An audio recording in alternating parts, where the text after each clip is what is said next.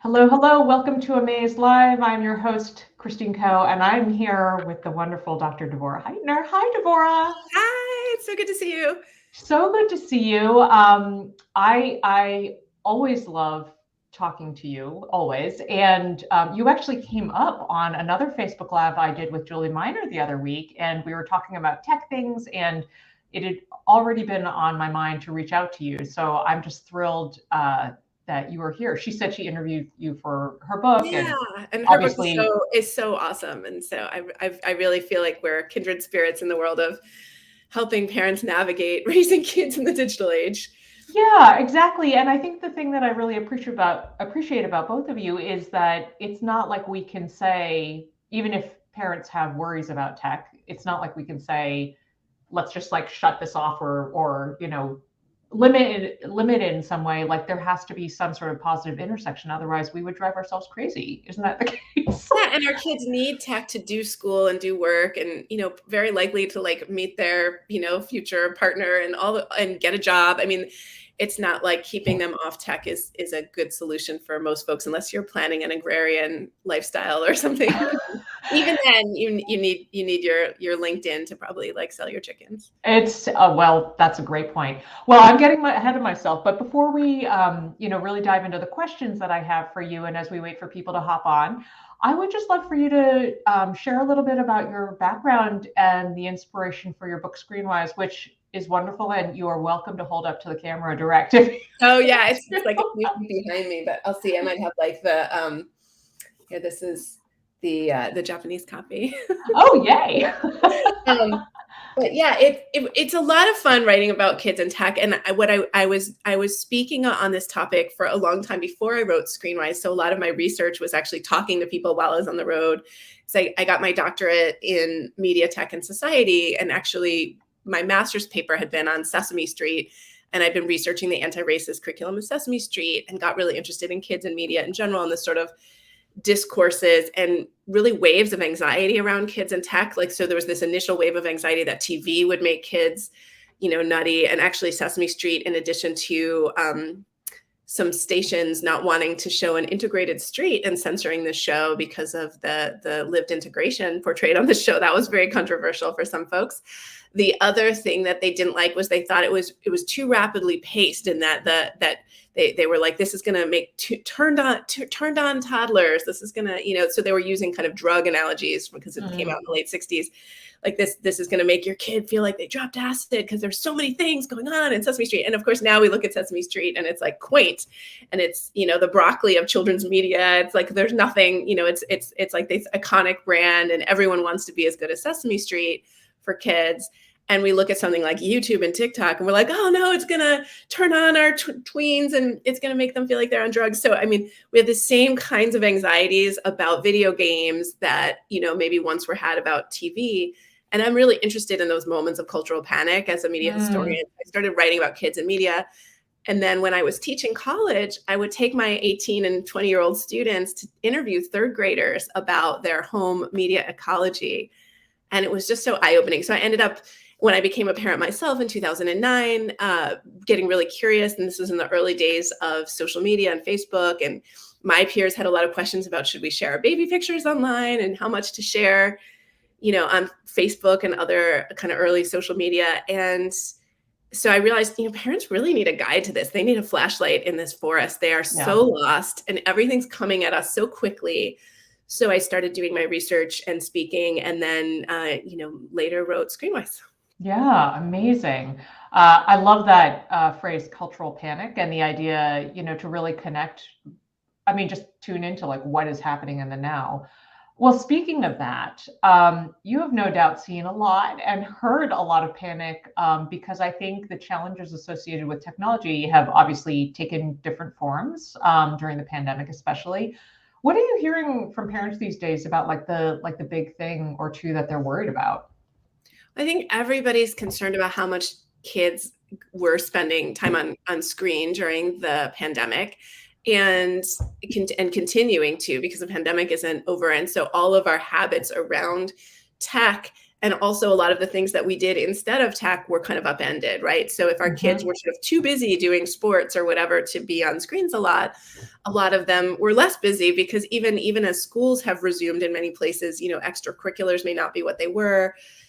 Kids have been sort of dislodged from sometimes a very robust routine that kept them from spending, what we as parents might imagine is sort of too much time on screens. And of course, that time is going to be different for every family and every kid. There's no exact, right amount of time. So I think we also got a lot of firsthand experience of our kids on tech while they were home in whatever degree of lockdown. My own son was home for a year and a half. There are people whose kids went back to school after the initial 3 months, and other kids who are still potentially in hybrid school. We're still having remote days here, on a fairly regular basis. We just got hit with a couple extra ones last week. So this is very real. We have seen our kids do some remote school, most of us.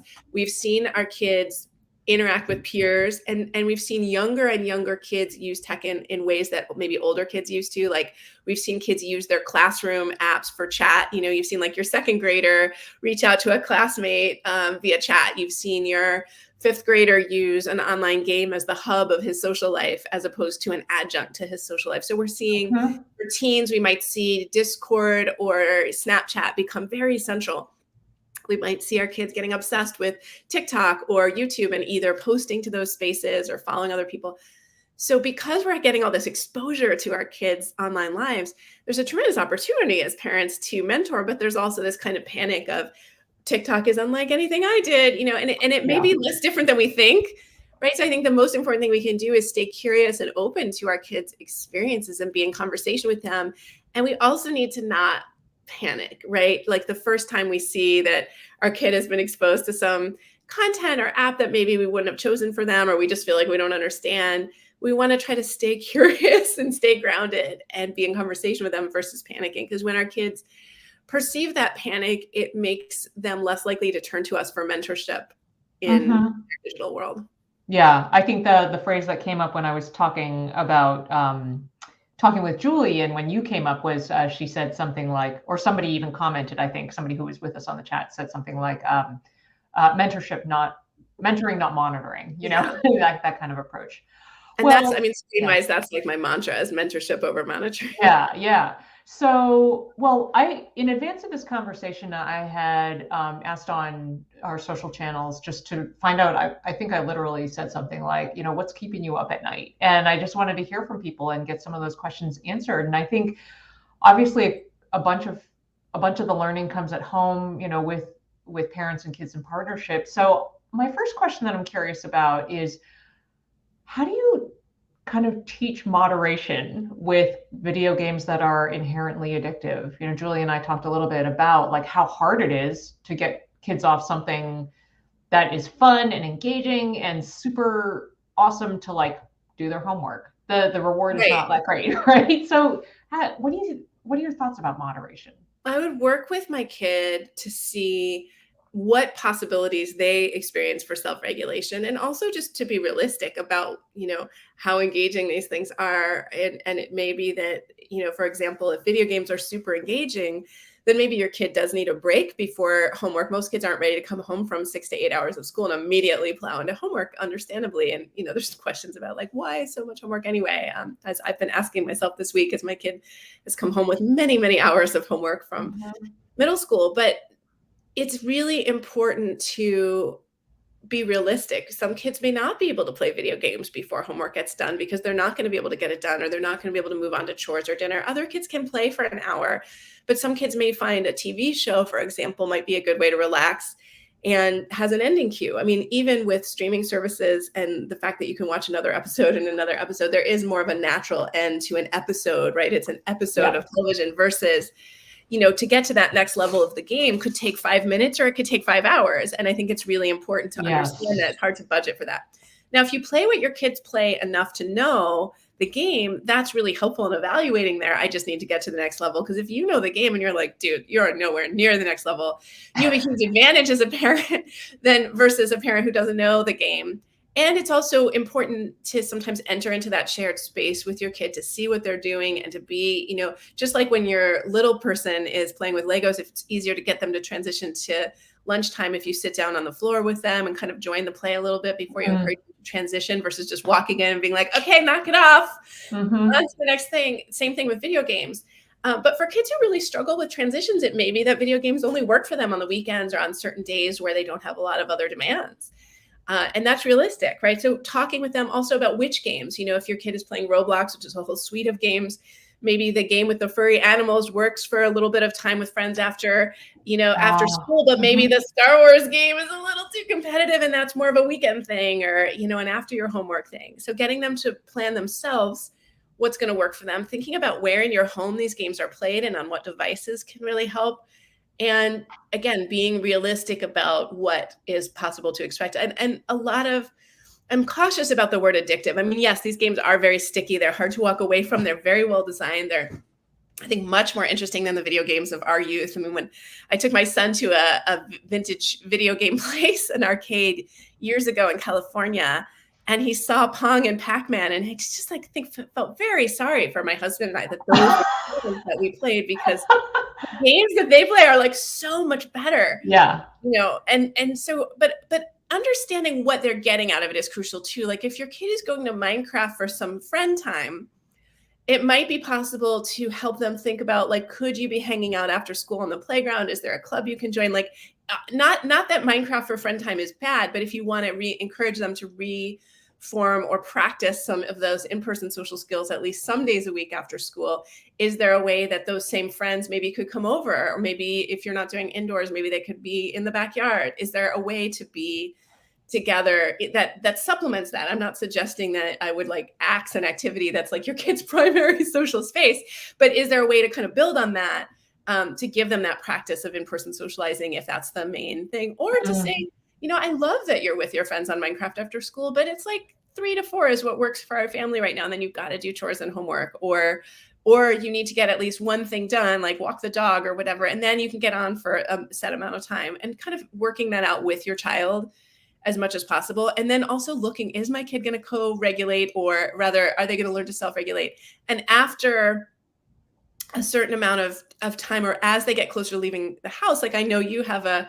senior, that's a good time to be practicing self-regulation. You don't want to drop a kid off at college who has had no practice with self-regulation. Yeah. That self-regulation might turn out to be binging a video game or Netflix, but it's good to kind of see that happen while they're still under your roof. I taught college for almost a decade, and I saw a lot of students who had been clearly reminded to brush their teeth so extensively at home that they didn't brush in college because they didn't know they had no external cue to make them brush. You kind of want to see what a feral high school senior looks like while they're still under your roof. So you can be like, okay, I love you, but if you want to have friends and date and influence people, or even not freak out your professors during office hours during college, you're going to need to brush, or you're going to need to wash your, socks or whatever it is. But it's good to kind of do those experiments. Would I do that experiment with a 6th grader and be like, here's your smartphone, let's see how you self-regulate? I would not. Yeah. Interesting. Yeah. Well, since you had mentioned the friend orbit, another question we had was related to what do you do? I assume the top line answer is not panic, but beyond not panicking, what do you do if you learn that your kid has friended somebody who's not an appropriate age? If you're worried about the connections that they're making with strangers, through gaming or whatever, what would you recommend as an approach that would be productive?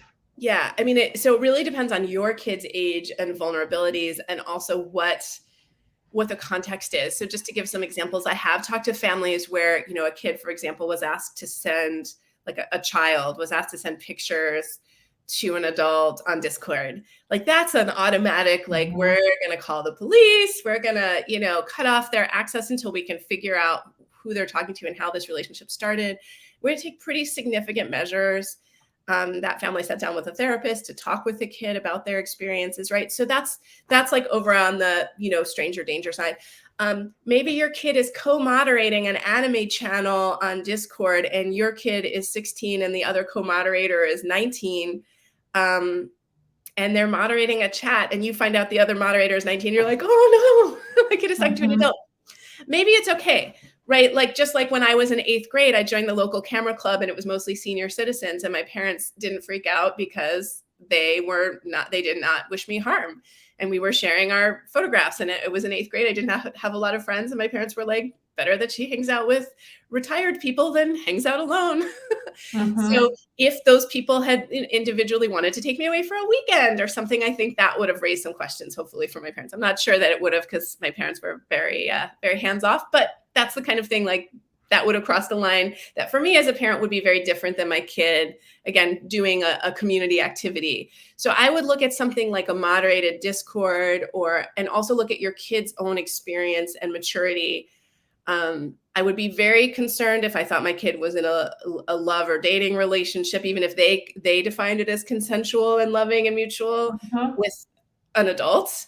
Those are the situations where, again, like that 16 to 19 age range might be more complicated. Like, what if last year they were 15 and 18 and dating in high school, and now the other person is in college? Like, do you cut off the relationship because legally that becomes complicated, right? If they're sexually active. But let's go to the online relationship. If your kid is in a mixed space, and Minecraft, mixed adult and kid, Minecraft on a public server, Roblox on a public server, games that third grader plays, there are adults in there. Yeah. My kid has run across blocky characters having sex in Roblox, like, and when he was 10, like his friends were like, look at this is sick. And I walked over, and this is why having the sound on might be a good thing. Cause I'm like, hey, Yikes.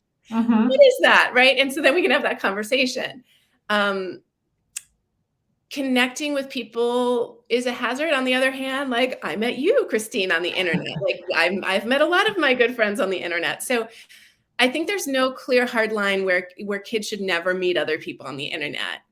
If you want a safer environment, a lot of local libraries have spaces now for kids to play games online, where you have to have your library card and show that you're a young person to register. Nothing is foolproof, but that's a Right. really good example of a more moderated Discord. Like, my kid is on some role-playing game Discords on our local library for Dungeons and Dragons, and everyone lives in our own community. Everyone's a kid, right? It's, I'm not promising you that no one could infiltrate that system, but there's at least an attempt to say this, we know who these people are, and there's some accountability and not anonymity. When you have Right. anonymity, you don't have accountability, and therefore someone could be saying they're one thing and not, and that's concerning. So we need to talk with our kids about what to do if they encounter grooming behaviors. I would be very transparent with kids about grooming behaviors, negative behaviors, or any kind of warning sign, whether it's telling your third grader if anyone asks your name and where you go to school on Roblox, telling your 8th grader if anyone wants to meet up in person.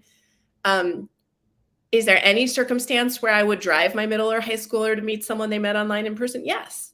You Mm-hmm. know what, if they're in a strong, again, like that, thinking about the anime Discord or something, if they want to then go to the convention with that person, like, maybe that would be okay, but I might want them to have a FaceTime with them first, that I can pop in and just be like, I know it's awkward, I know it's embarrassing, but I need to meet this person before you go off, Yeah. right? Yeah. I And think it's oh, that's sorry, go ahead. Go ahead. yeah, but I think it really does also depend on your child's vulnerabilities. And if you know your kid is going through a really hard time, or if they're being extra evasive rather, about their connections, that would concern me. That would be a red flag. Yeah. I think this is a good opportunity to sort of insert the reminder that, like, these conversations, it's not a one and done thing. I mean, whether it's tech, whether it's sex ed, whatever. I mean, I do fairly regular check-ins with my 10-year-old, like, okay, so you remember, if you see anything weird, or if, whatever scenario it might be, you just need to continue to be in touch, because your kid needs to be reminded that, like, you're there for them, you're there to support them and help them through, whatever strange thing that they see, and they need you to notify them too, because you won't always be there in the background depending on where they play. So I'm sure a lot of people ask you about the topic of parental controls, and I think this is related to the earlier conversation we were having about moderation. But how do you support the independence of kids, but while also trying to manage and kind of see what's going on and have a window into that tricky balance? Thoughts? Yeah, I think it's important not to over rely on parental controls whether it's your kid, again, as we were talking about before, talking to strangers, or or about time, spending too much time on video games or spending time in corners of YouTube or Reddit or other parts of the internet that you don't love. I think it's really important not to overestimate what controls can do for you versus having a trusting relationship with them where they can come talk to you, where they can say, hey, I saw something I don't understand, or I saw something I don't like, or my friend is in a situation. I think it's really important to have that openness with our kids, because the filters and the controls and all of that won't do everything. Now, being able to brick their devices at night so they're not tempted to use them all night, which hurts sleep and mental health and physical health, like that's great. Again, eventually they need to learn to self-regulate around that. But sure, I would rather, if someone's, doesn't sort of feel like they can just take the devices at night and put them away for whatever reason, but it's easier to turn them off, that's great. For some kids, parental controls build hackers. So you have to know your kid. If you have a kid who kind of accept the controls, that's one thing. If you have a kid who's like, you built a wall, how high is the wall? Let me see what I can do. Then you have to recognize that you're kind of working with you. Then you need to teach them to do the right thing. You don't want to use monitoring or parental controls to catch them doing the wrong thing, because that's when kids become evasive. That's when they go to their friend's house and use their friend's email to set up a social media account when you told them they couldn't.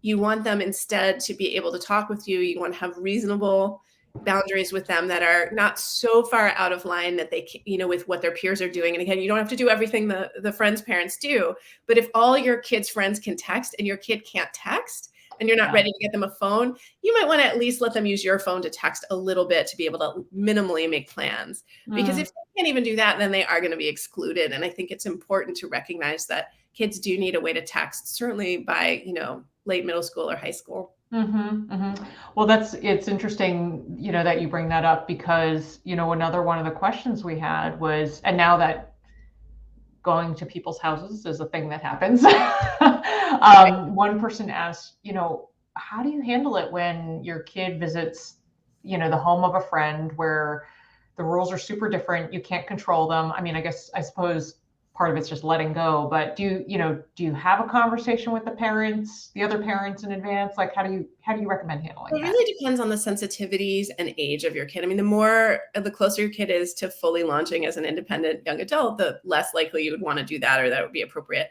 If you have a really sensitive elementary schooler and you know that they might watch like a really scary movie on Halloween at somebody's house or something, you might want to say to the parents, like, hey, my kid will have nightmares for weeks. If, maybe go Beetlejuice and not Nightmare on Elm Street. Like, just, thinking about content in advance.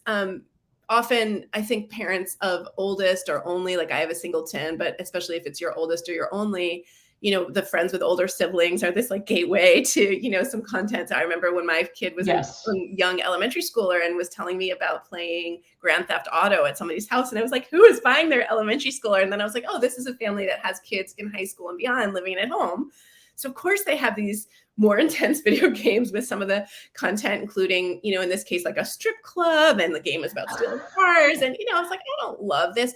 But I also knew that like 20 minutes of exposure to this wasn't going to totally change the course of my kid's life. And it actually was going to be less traumatic than, seeing maybe like a news clip of someone being, killed by a police officer, say, or something like that. So I think it's really important to look at like on the continuum of medium, like what's going to be over here, like super traumatic, like maybe pornography, maybe seeing someone be killed, to like a game that I maybe wouldn't choose for myself, but some exposure might be okay, to like a game that wouldn't be okay, right? Or, there's a huge range. Same thing with YouTube or TikTok. Like for me, the hard lines are anything hateful. It's like if it's a white supremacist, like we're not watching that. If it's someone whose humor I just don't think is like as great as the comedians that I like, and I don't think, it's cultivating my kid, culturally, then I have to remember, like, what media did I like when I was 12? What music did I like when I was 12? Like, is that the standard, right? So I think we have to look as parents as like, do I just think this is dumb or a waste of time or not great, not ideal? Or do I think this is actually really harmful?